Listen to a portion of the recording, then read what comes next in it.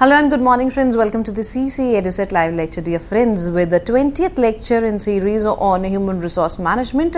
Today we would be talking on workforce diversity in first session. Under workforce diversity we would be discussing on different dimensions, the importance of workforce diversity, various strategies and the challenges. Whereas in the second session we would be discussing on work-life balance, how to maintain balance between the work and life, which is very crucial in today's world. So dear friends, we would like to tell you all that we have once again with us in our studios Dr. Namita Rajput. Dr. Namita Rajput is a prolific professor who through her hard work wished to give maximum knowledge to the students.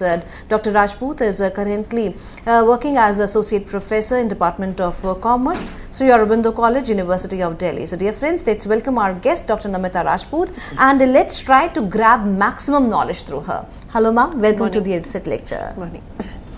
So good morning friends. So today's session will be on the workforce diversity. As we have seen that the dawn of liberalization started way back in 1991, and owing to which we have a multicultural and multi-dimensional workforce with us. And not only this, when you talk about the India, we are linguistic states and we have people from every nook and corner of the country. Some people are Tamilians, some people are Bengalis, some are Punjabi. So each one of us have our own culture and we are tagged in a particular, according to the birth in which families we take place. So the upbringing is different, the culture is different, and the race, color, creed, gender, and even the age, which is called as the generational diversity. So upcoming these and under this backdrop, we'll be discussing about that what basically the workforce diversity is all about and how we are going to take up the workforce diversity and the various challenges which are associated with the workforce diversity. So starting with my conceptual framework, the workforce diversity refers to the variety of differences between the people in an organization. We have variety of people who are a part and parcel of the work culture of today. So we have people coming from different age, different culture, different gender, different style, different tenure, different personality, and the cognitive styles are different, the education level is different, and the organizational education level is also different, and the type of the opportunities which are coming our way is also different. So which makes each individual a different kind of a asset for the organization. So when you talk about the variety of people, everyone has its own lifestyle, everyone has its own cosmopolitan, metropolitan lifestyle. Some people are coming from the rural background, some people are coming from the urban background. So when you talk about the work culture and working together, so each one of us has our own opinion on a particular, the question which the organization is facing. So we cannot say that X is right and Y is right. So we have to develop a consensus owing to this kind of a diversity in the workforce, and then after having the opinion of the different people, we must celebrate the diversity, and we should not be against any of the groups, the work groups which are a part of the organization. So diversity not only involves the how people perceives themselves, but also how they perceive others. So this is a very important concept of today, that when you talk about the American, they have a name culture, so they would be calling an individual who's of maybe 55 years of age or 60 years of age like Mr. Tom. So if you talk about the Indian culture and if he calls a person by name, that immediately the people will catch the attention and they say that this person does not know how to speak and he is calling the individual by name. So it's not that American culture is bad or the Indian culture is bad, but yes, they are different. So we must understand the basic differences owing to which we have to incorporate the opinion of the different people, and then we have to give the advice to the organization that how they can perceive and reach the organization on the path of the success. Now, when you talk about the diversity, each person has its own perceptions and interactions. So for a wide assortment of the employees to the function effectively as an organization, the human resource professionals needs to deal effectively with issues like communication, adaptability, and the change. Diversity will increase significantly in the coming years, and the successful organizations recognize the need for immediate action and are ready to and willing to spend the resources on the managing diversity in the workplace now.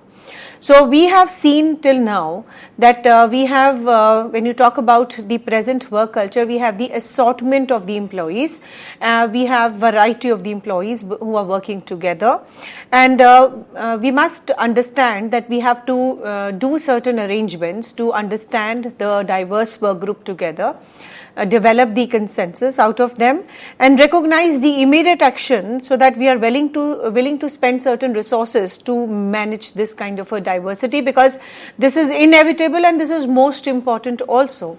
And there's a question across the globe: does the diversity makes business sense? The answer is yes, because once a question is there, once a problem is there, you would be asking and seeking the opinion from the variety of people. So you'll have the variety of advices in front of you, the solutions in front of you. Then of course you can develop a consensus out of the advices which is coming from the various diverse groups in the organization.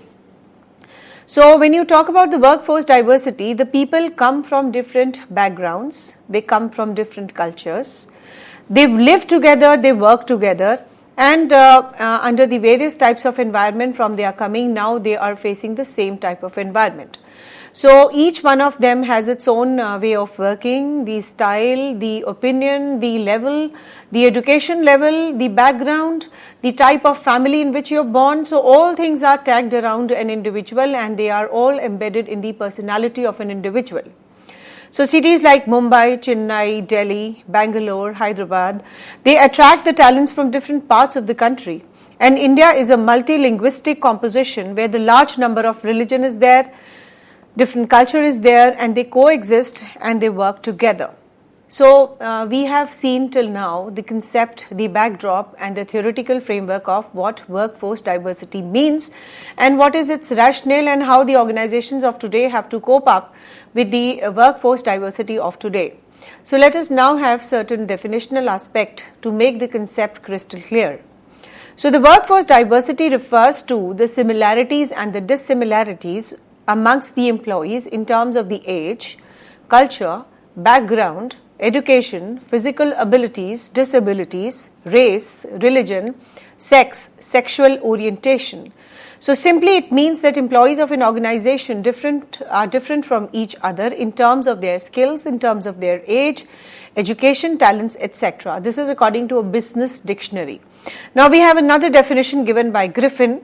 The workforce diversity is concerned with the similarities and differences in such characteristics such as age, gender, ethnic heritage, physical abilities, disabilities, race, sexual orientation among the employees of an organization. So we have seen different parameters in the frontiers owing to which one individual is different from another. So this kind of differences in the individual, we call it as a workforce diversity. Now let us now look on the different dimensions of the workforce diversity. So there are two types of dimensions, the primary dimensions and the secondary dimensions. So let us do these one by one. So let us first talk about the primary dimensions of the workforce diversity. These dimensions are very significant. First I'll talk about the primary one. So these are very significant and magnificent components of the workforce which cannot be modified at all, like for example the age of the individual, the race of an individual, the color, creed, physical and the mental abilities of an individual, etc. So in this we do not have any kind of a control on the differences of an individual, because they are beyond our control, and when these dimensions are there which makes one individual different from another, we call it as a primary dimensions of a workforce diversity. So the age diversity, gender diversity is increasing apparently in the organizations of today, because we are working in a very globalized setup of today in which we do not have any geographical boundaries, and they are no more existing in the modern international organization of today, because we are working in a multicultural setup in which we do not have any kind of a differentiation from any kind of people who are coming from across the globe. So this kind of a primary dimensional workforce diversity is increasing at an increasing rate. So the workforce diversity consists of the wide range of the workers from different backgrounds, culture, which creates the primary differences between the people, and it results in the conflicts also. Because when you talk about the workforce diversity, according to one culture it is right, whereas according to another culture it may not be right. So now let us talk about the secondary dimensions, but having a recap on the first one, let me tell you again that the primary dimensions is focusing around the age, culture, caste, creed, physical abilities, etc., under which we do not have any kind of control, and all these differences which we have talked about in the primary dimensions, there are likely to have the conflicts from one person to another person because of the differences which we are highlighting as a primary dimension of the workforce diversity. So let us now work on the secondary dimensions of the workforce diversity. These are the elements which constitutes like income, education, health, habits, religious beliefs, communication styles, general appearance, and the status relationship. Now, why do we call these dimensions as secondary? Because on these we have a complete control. We can always develop a good type of communication. We can learn the education also, we can grab more degrees also. So when you talk about the health habits, we can always change our outlook, the physical appearance, so that is why we call it as a secondary dimensions. So all these secondary dimensions are under control, and we can always change these kind of diverse workforce which is on the basis of these secondary dimensions. So such elements of course can be modified, it can be created, it can be wiped out, it can be deleted, it can be uprooted, it can be again planted. So that is why we say that on these secondary dimensions we have a complete control. Now it is crucial to understand how these dimensions affect the motivation level, the performance level, the success level, communication level with one another. Now managing diversity is defined as the planning and implementation organizational system and practices to manage the people so that the potential advantages of the diversity are maximized while its potential disadvantages are minimized. Now when you're working with a very diverse workforce of today, so we are having different kind of opinions, different kind of lifestyle, different kind of advices on the solutions which are being asked and which are being faced by the organizations of today. So the differences which are on the basis of the primary dimensions you cannot modify, whereas which are based on the secondary dimensions can also be modified. So we have to understand that what type of dimensions are in front of you and how it can be managed. So as a matter of fact, the organization must make the arrangements to adjust these diverse workforce together so that we have the best culture in front of us, and we respect the diversity and we are celebrating the diversity. Now what is the importance of diverse workforce? Now when you talk about the globalized, liberalized world of today, do you think we have any option rather than to open a multicultural office? We do not have any option, because we are now all the economies of the country are not only the country, across the globe, they are integrating themselves into the world economy. And when you talk about the world economy, we have only a global economy. We do not have the national economy. We do not have the local economy, etc. Because whatever we are perceiving today, as a matter of fact, we have to merge that and we have to match that with the globalized opinion. So we have a global knowledge, we have a global product, we have a global workforce, we have a global organization. So when you are having these kind of series of global aspects which are being added to the organizations of today, so we are actually left with no option but to integrate ourselves and develop the best strategies to have the best advantage of the diverse workforce. So definitely there are since we are it is inevitable and we do not have any option but to exercise it, but yes, on the back side of it we can always derive certain very important advantages of having a diverse workforce with us. So let us have a look on these advantages which are owing to the workforce diversity of today. The first is the equal employment opportunities. So modern organizations, they promote the equal employment opportunities for the diverse workforce, which helps to attract and retain the different backgrounds and help in creating a pool of the skilled employees. So this is the first most important advantage of having a workforce diversity, that you give an equal opportunity, employment opportunity to all types of people. Now second, serving the customers effectively. Now we can see that an organization which has a diverse workforce can serve the needs of the customers more effectively through their innovativeness. Now when you talk about the innovativeness and the advice of today, we are actually blessed with a diverse workforce which will come out with their own opinions, and they have a brainstorming sessions, and people are actually giving their best when they are discussing or when they are endorsing their knowledge in the meeting. So eventually what is the result? The result is that we are having the best innovations in front of us, and owing to which the only beneficiary is a customer. Now the third most important advantage of having a diverse workforce is a competitive advantage.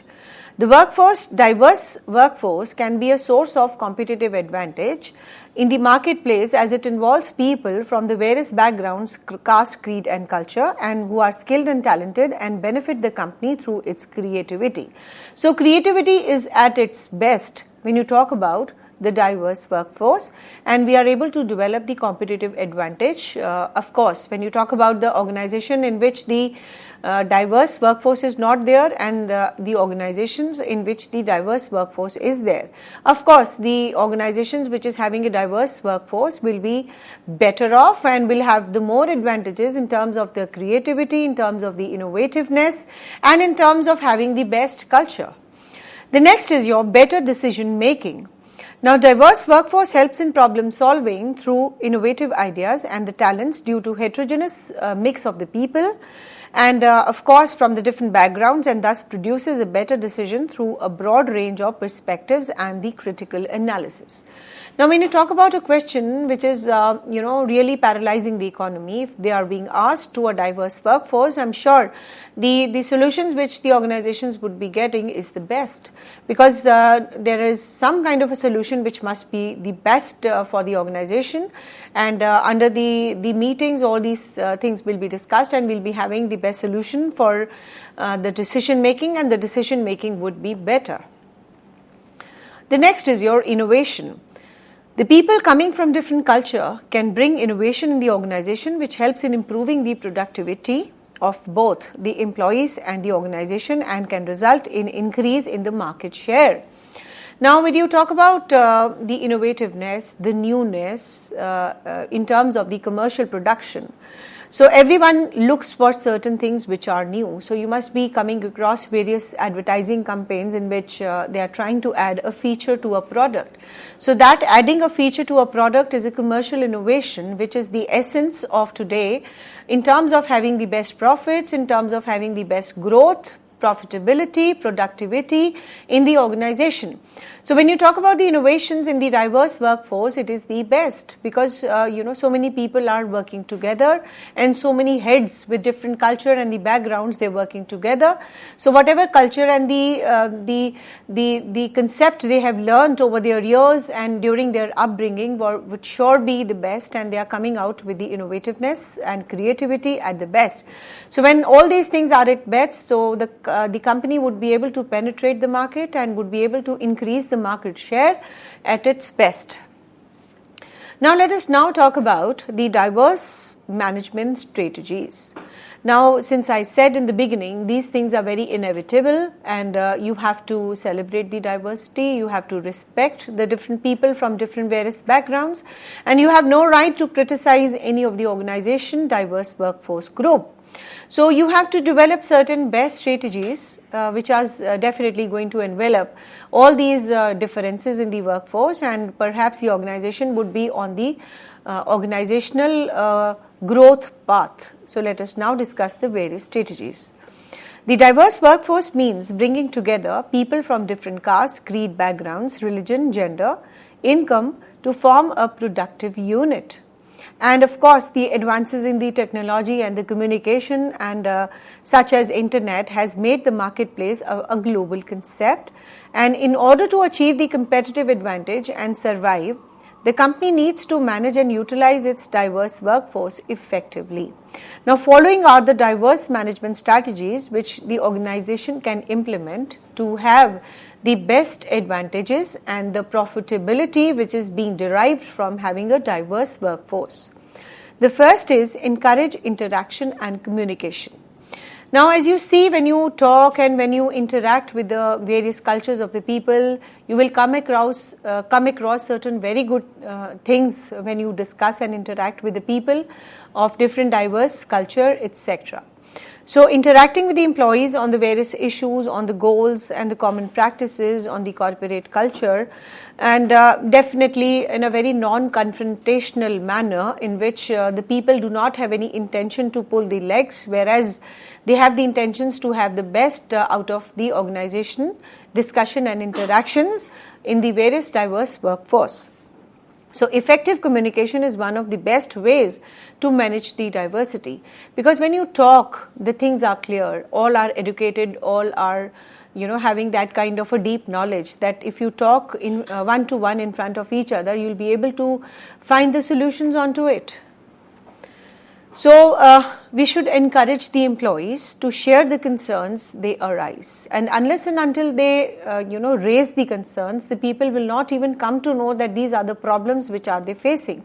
So, if the organization is having a diverse workforce, the first thing it should implement is that they should encourage and inculcate a culture of clear-cut communication and a kind of a very interactive sessions every now and then, whether formally or informally.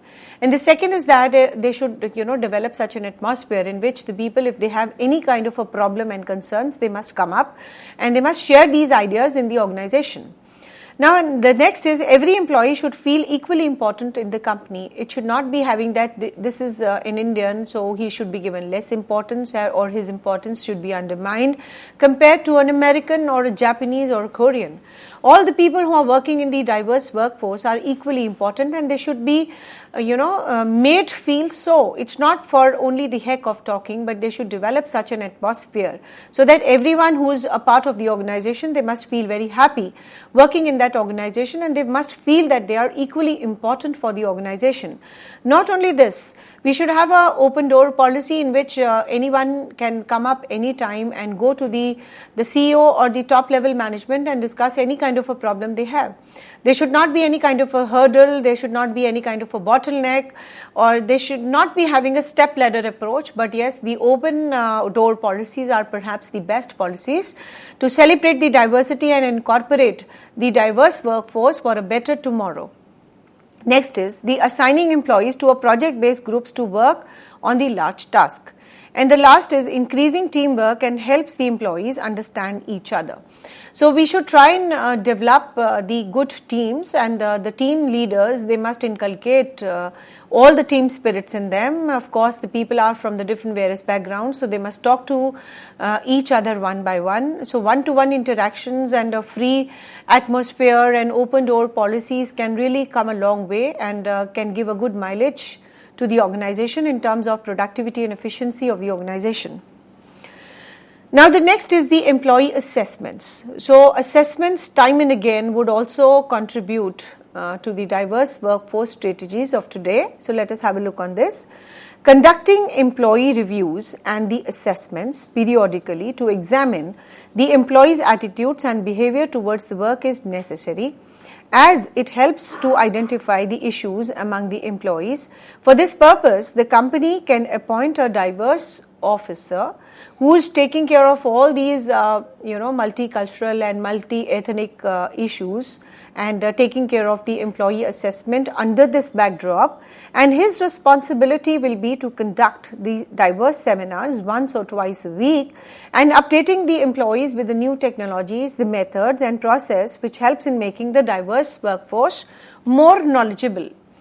So this kind of a seminar and the talks will definitely going to give a long way to the organization and give the best advantage to the organization, and the people who are working together will not have any kind of issues working with each other.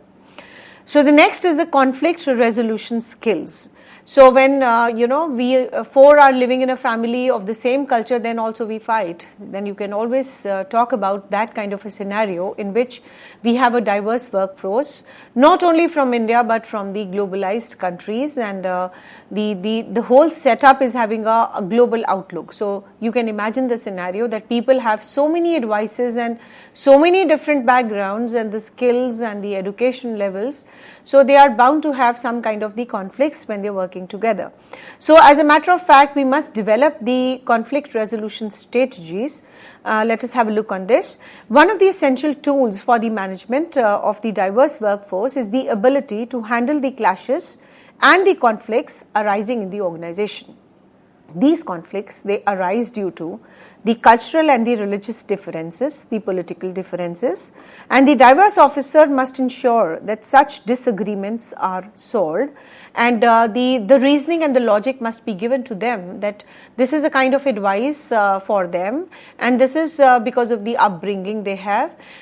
They like to work in such a way, or for them marriage is not good, etc., or maybe they are more into a very different setup. And when you talk about the respect for the women, they have a different culture when you talk about the India and we talk about the globalized world.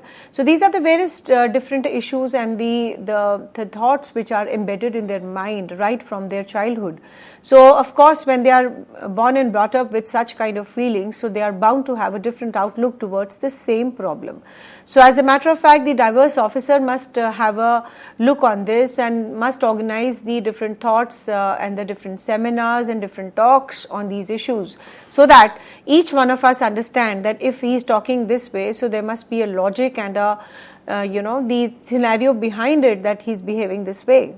And during the handling of an issue, he must be very fair, he must be very objective, and he must be very factual. So any kind of a decision which is fair, factual, and on the basis of the objectivity rather than subjectivity, of course is going to embed the diverse solutions on having a diverse workforce. So what are the challenges is the biggest question, that we are working in a very diverse workforce. What are the basic challenges? The first is of the gender issues, like we have a male-female scenario which is completely different.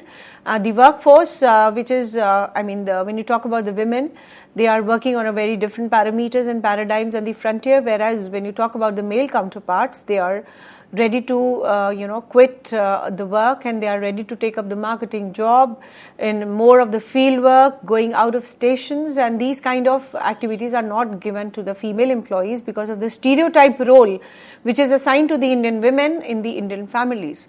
So on the basis of which we have so many issues, and we are not able to take a women boss very quickly and very nicely, because we are having a patriarchal society in which the male domination is there. So it is not easy to take up a women boss. Next is your communication problems, because people are coming from different diverse work cultures, so it is very difficult to have a crystal clear communication, because there are certain double meaning words. According to one culture it may be good, it may not be good according to the another culture. Then we have so many conflicts arising from the issues. Then women hold up more than half of the sky. Far from just being, this is an exhibit of the invisible workforce which needs a special mention here. The women hold more than half of the sky. Far from being just a vigorously uttered slogan, government studies reveal that the female workforce in India does indeed make a significant contribution to the nation's economy and the family welfare. Yet at the same time, this economic contribution is either abjectly unrecognized or were taken note of qualitatively unprotected. And according to 1981 census, 89.5% of the women workers are engaged in unorganized sector, of which Huge chunk, that is 82.3%, actively participate in agriculture and allied operations. So this massive segment of the female workforce contributes as much as 60 to 70% of the total agricultural activity in our village. So why this special mention I have given as an exhibit for the invisible workforce, that the women is the most important contributor in terms of the economic contribution of the country also. So we have seen the facts that almost 60 to 70% of the workforce productivity for the agriculture and allied activities, it is contributed by the women. They play a very significant and a magnificent role in the family welfare also, but yes, their contribution is always undermined. So we must understand this kind of gender differences, and we must incorporate and duly recognize the services which are being offered by the females. So under this backdrop, I think the concept of the diverse workforce, its strategies and its importance are clear to all of you. So thank you so much.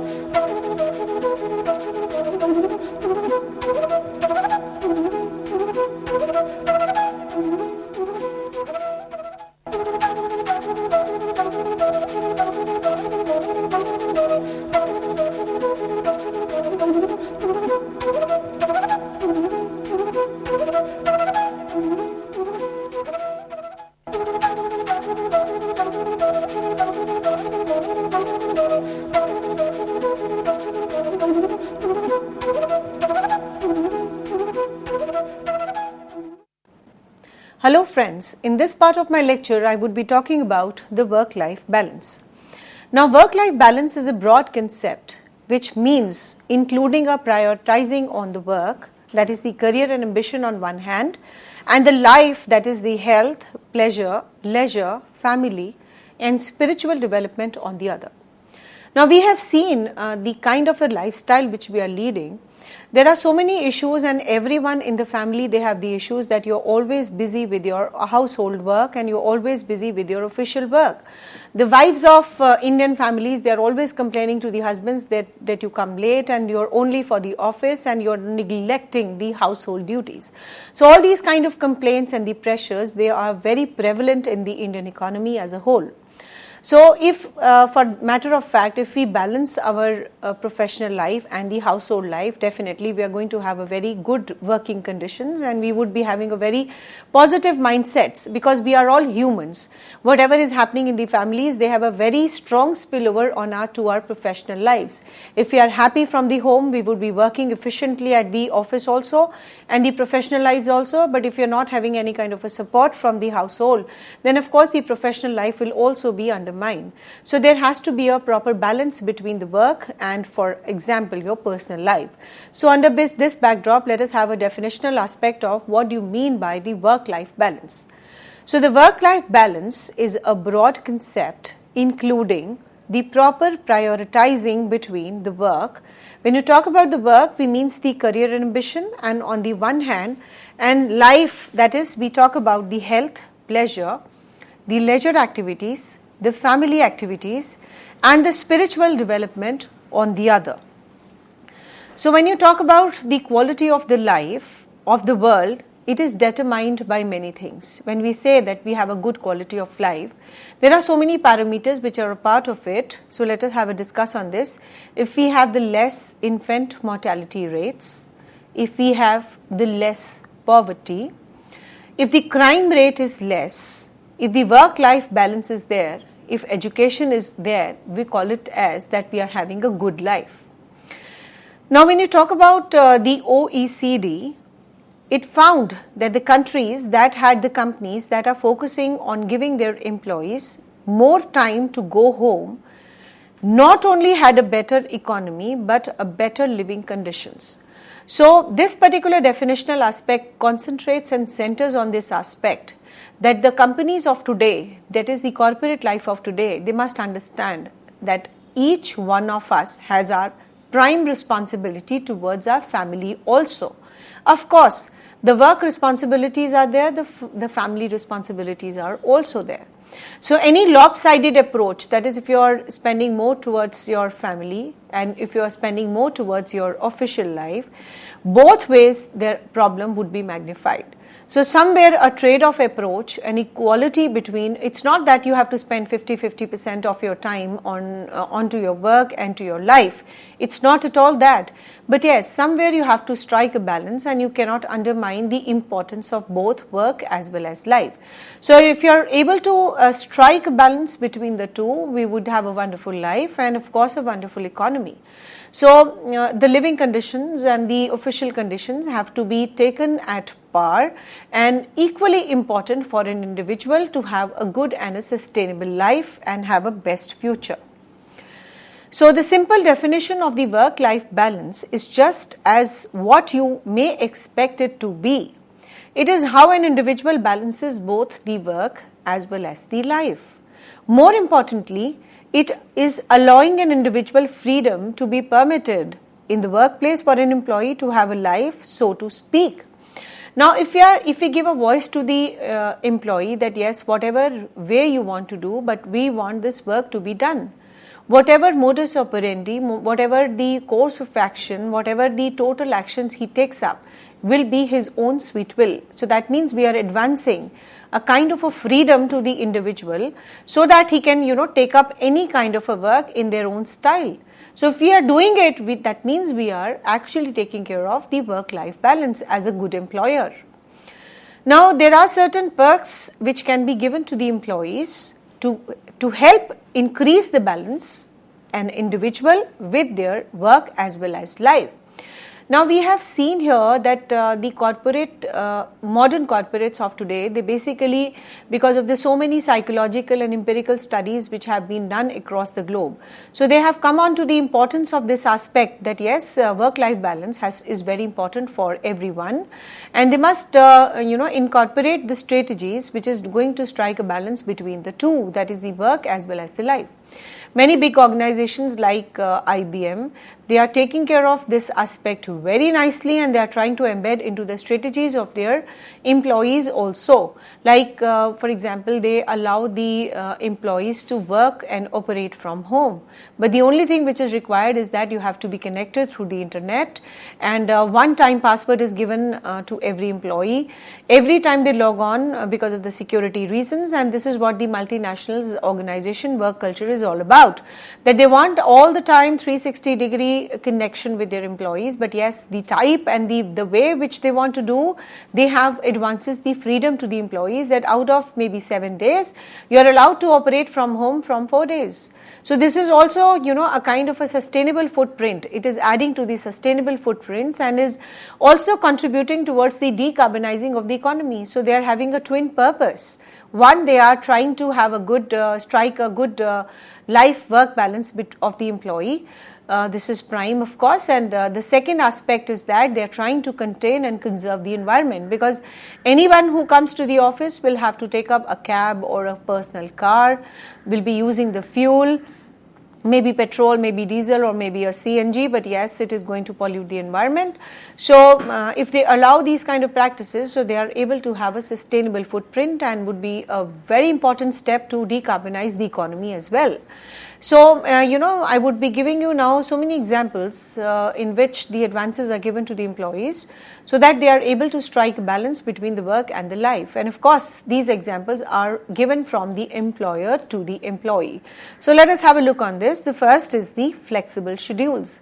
The flexible schedules are most important, that anyone who comes to any organization, they have a flexibility that they can come from 9 or 11 anytime which suits them. So with this kind of a flexible hours, they are very happy completing their work responsibilities and coming and completing their home responsibilities also. A slight flexibility in the timings, of course, is very important for them to carry on and strike a balance between the work and the life. The next is, work from home. So sometimes the presence of the persons at home is most important, whether they are doing a work or not, but yes, the presence is also important at their houses. So this is what they are trying to fulfill as an employer.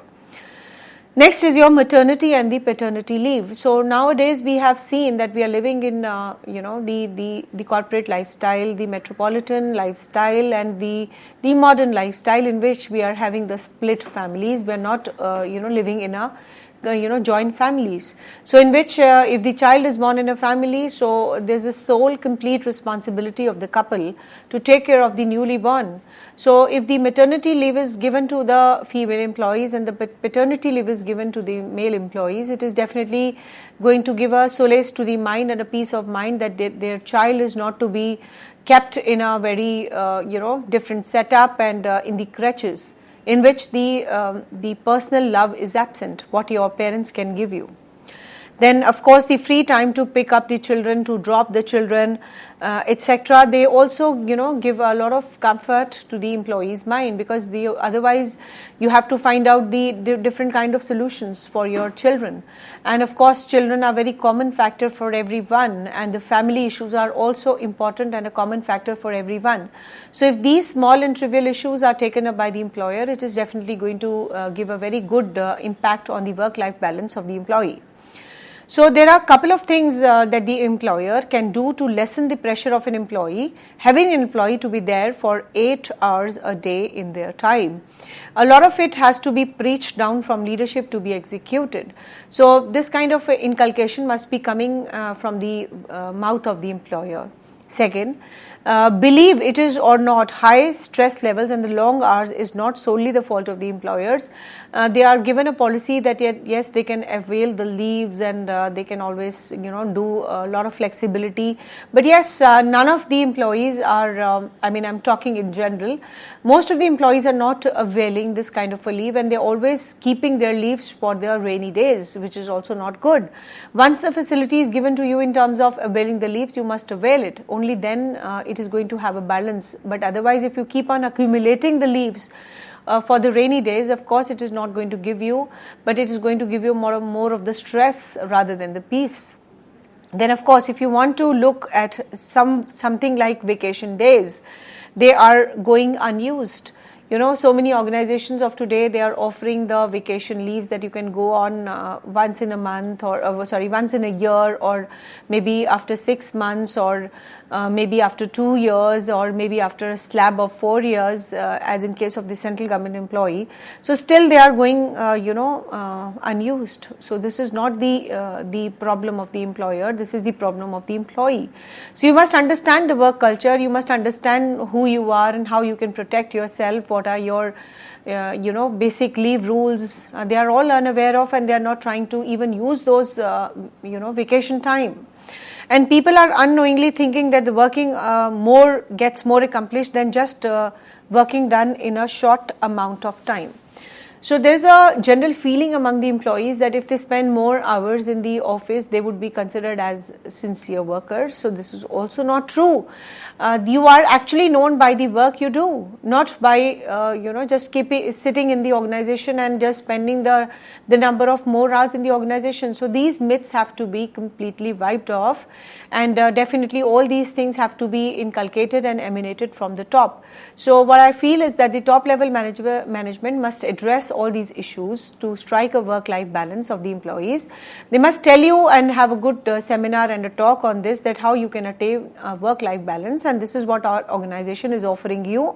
These are the perquisites, these are the vacation time, these are the leave rules, and you must avail it. You should not be, the employees, for that matter, you can embed this kind of a policy framework and the policy issues that they cannot defer the leaves to a future and up to a particular date. So this is definitely going to give a mileage to the employee, and they would understand that yes, most important factor, and the thing is that you have to inculcate a work-life balance, which is most important for the organizations of today to keep their employees happy.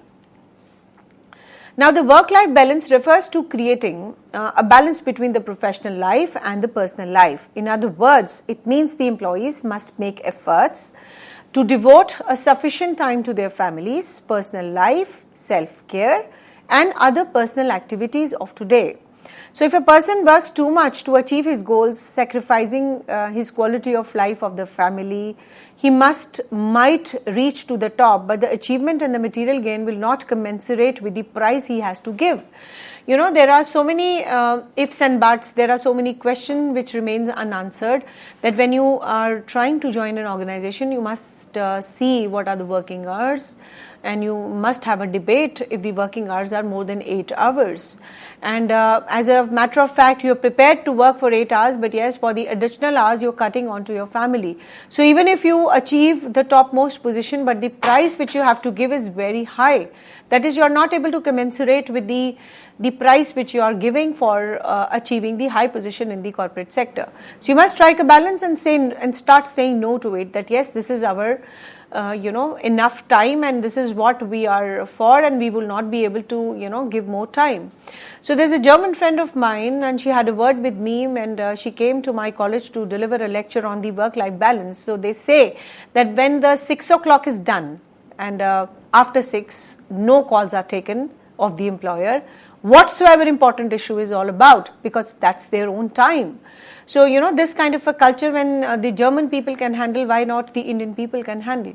So, we have to say no to our personal life, and no to the personal time in which you are supposed to do the official work. So you have to draw a limit, and you have to be very categorical and very specific with your bosses that this is the time which we are not able to pick up the call, because we are not on the official hours, and this is our own personal work. So this is what is all about, and the employees have to think their own way, the employees have to think their own way, and somewhere you have to have a trade-off approach between the two, so to have a striking of the best balance of the work and the life. Now, work-life balance includes the following. The first is, the work-life balance is generally associated with maintaining an overall sense of harmony in the life. If you are able to maintain a work-life balance, the harmony would be there. It involves that people's ability to manage simultaneously the multifaceted demands of the life. Now, as an individual, you have to play so many roles in the organization, so many roles in your family. So, if you are able to have the best work-life balance, you'll be able to play the roles most efficiently and effectively. Now, for achieving the work-life balance, it is important to prioritize and the commitments of the organization and the activities to be done. Unless and until you prioritize your work culture at home as well as in your organization, to strike a balance between the work and the life would be the most difficult and the challenging job. So the first thing which you have to do is you have to prioritize the issues. Then the companies should organize the various work-life programs and to help the employees to effectively balance. Now this is a very sad state of affairs in the Indian corporate sector, that the people are not able to balance their work and the professional life. So in that case, the employers must hold the hand of the employees, hold such important seminars for them in which they are able to identify and pick up those strategies in which they are able to, have the best balance of the work as well as for the life. Now, maintaining a healthy work-life balance is most important, which this also increases the job satisfaction. And of course, it is important for the employers to provide a supportive and helpful environment to make a work less stressful and more relaxing.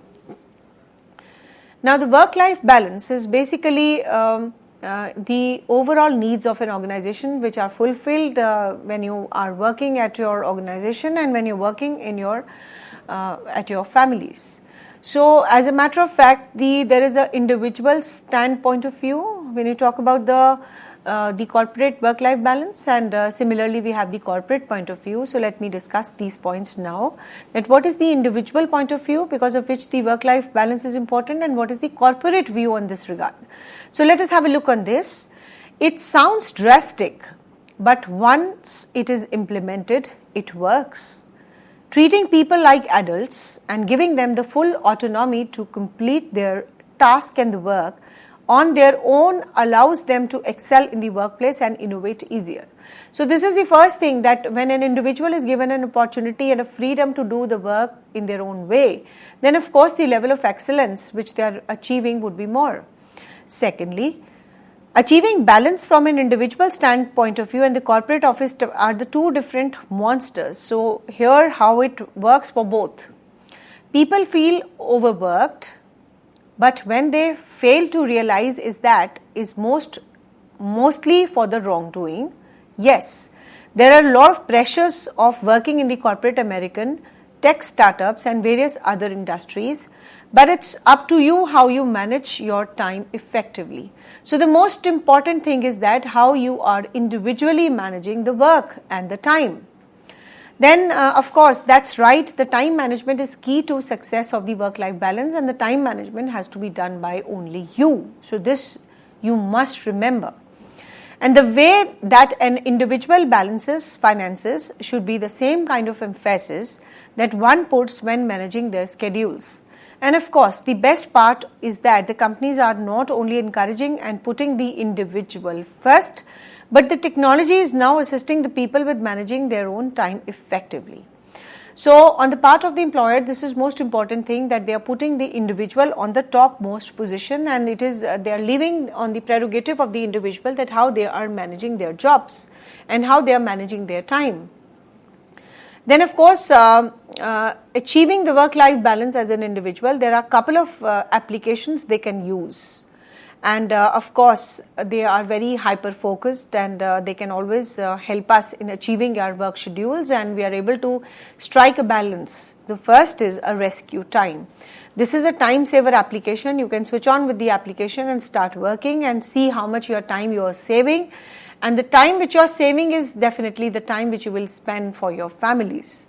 Then similarly, we have another software called Calendly. This is a individual schedule times. Then we have a Google apps like Work Apps to Easy Work. Then we have a Slackness in which the easy communication with the employees is there and the colleagues is there. So the rise of the workforce technology has made sure that people can get over more done in terms of their job, and at the end of the day you are going to be one of the persons who is responsible for the amount of the work that gets done and how you choose to get your schedules actively. So basically the overall discussion centers around this, that it is who you have to manage the time. Maybe you take assistance and the help of any of the applications which I mentioned in the earlier part of my lecture, like we have a time saver application, we have the Google applications, we have a communication applications, which makes the work easier to maintain a balance between the work and the balance. work-life balance. So you have to prioritize your home goals, you have to prioritize your official goals, and you have to, traditionally put all these things together, blend them together, and then you can strategize on the work done. So how do you promote when you talk about the as a corporate standpoint of view? So having a result-oriented workplace is not just a cool thing to do, becoming the norm of the business of all sizes. No matter what brand of leadership your company has implemented, you have to make sure that your employees are okay between the years. So promote the use of the aforementioned technologies and ensure that you have the indicators that measure improvement. So now let us have a look on this slide, that the work-life balance is all about self, it is all about work, all about family, and all about friends. So this is a kind of a Venn diagram that you cannot make everyone happy, but yes, having a common area is what is the Venn diagram talks about, that you can have a trade-off approach and trying to inculcate a kind of a strategy in which everything is managed in a very strategic manner. Now there are certain companies in which the HR departments they function more as a data scientist. So this is a very important role which they are performing, that is the human resource department. They are more or less kind of a data analyst. They would see each and every aspect of the job which is being done by you, how much time you save, how many enthusiasm you show, what are the positive results and what are the negative results. So after analyzing this kind of a data, this data will be in front of the people so that they can pick and choose the strategies accordingly, so that the work-life balance is maintained and being stretched to the best possible extent. Now making those investment pay off in the long run, having employee perquisites can also be a great recruitment and the retention tool. The same way that having a lot of balanced perks which will allow to be more inspired to accomplish more in and out of the work. Now at the end of the day, it is all about seeing that what some of the most affordable perks that the company can provide, and see how you can keep boosting the productivity and make the employees more happier. So overall we can see here that not only the individuals themselves can do a lot of things about the work-life balance, but yes, a lot of assistance can also be given by the employer also in terms of arranging the talks, in terms of the seminars, in terms of giving them some kind of a data analyst, which is definitely going to give them that how they can manage and how they can maintain a work-life balance. Now there are certain HR solutions to the work-life balance. Let us have a look on this. This is on the job training. The surveys of the employees in relation to work-life issues. Now if we keep on organizing these surveys, that are you happy with the work, what kind of changes do you want, and what kind of flexible hours do you want. So these kind of the survey results will also give a lot of mileage to the organization. Similarly, you have to set the priorities for all the work which is to be done for the organization. You have to train the line managers to recognize the signs of the overload work. Now, for example, the overload is being faced by the employees. So this is again not a good sign for the organization, because once an overloading is there, the kind of a dissatisfaction would enter in the minds of the workers, which is again not good for the organization.